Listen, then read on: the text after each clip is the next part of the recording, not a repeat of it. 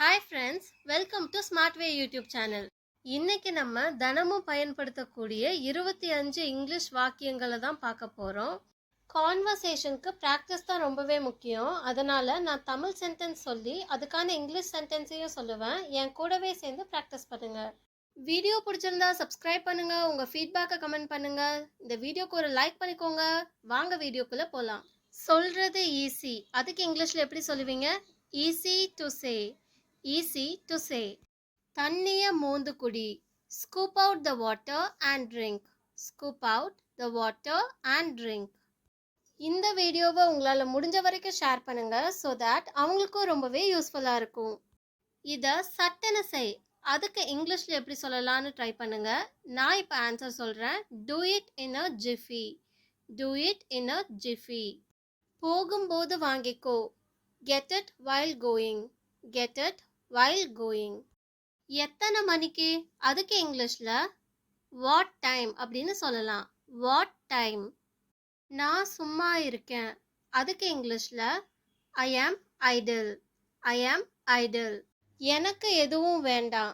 I don't want anything. I don't want anything. என்னால் வரைய முடிஞ்சது, அதுக்கு இங்கிலீஷில் எப்படி சொல்லுவீங்க? I could draw. I could draw. என்னால் நடக்க முடிஞ்சுது. இந்த சென்டென்ஸை நீங்கள் ட்ரை பண்ணுங்க. போன சென்டென்ஸ் மாதிரியே தான். I could walk. I could walk. நான் நேற்றுக்கு மதியம் வந்தேன். நான் நேற்று மதியம் வந்தேன். அதை எப்படி இங்கிலீஷில் சொல்லலாம்? I came last afternoon. I came last afternoon. நான் சொல்கிறதெல்லாம் திரும்ப திரும்ப சொல்லாத, நான் சொல்கிறதையே திரும்பி திரும்பி சொல்லாத அப்படிங்கிறத இங்கிலீஷில் எப்படி சொல்லலாம்னா Stop repeating my words. Stop repeating my words.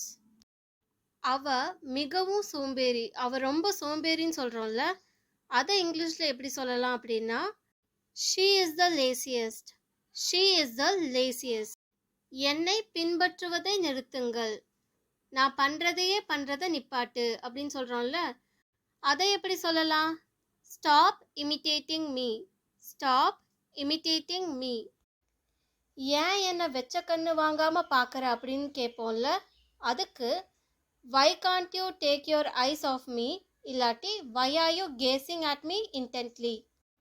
Why can't you take your eyes off me or why are you gazing at me intently.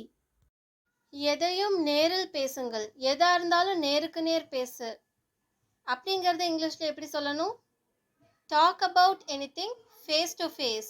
Talk about anything face to face. அவள் மகிழ்ச்சியுடன் சிரித்தாள். இதை இங்கிலீஷில் எப்படி சொல்லுவீங்க? அதை கமெண்ட்ல சொல்லுங்க.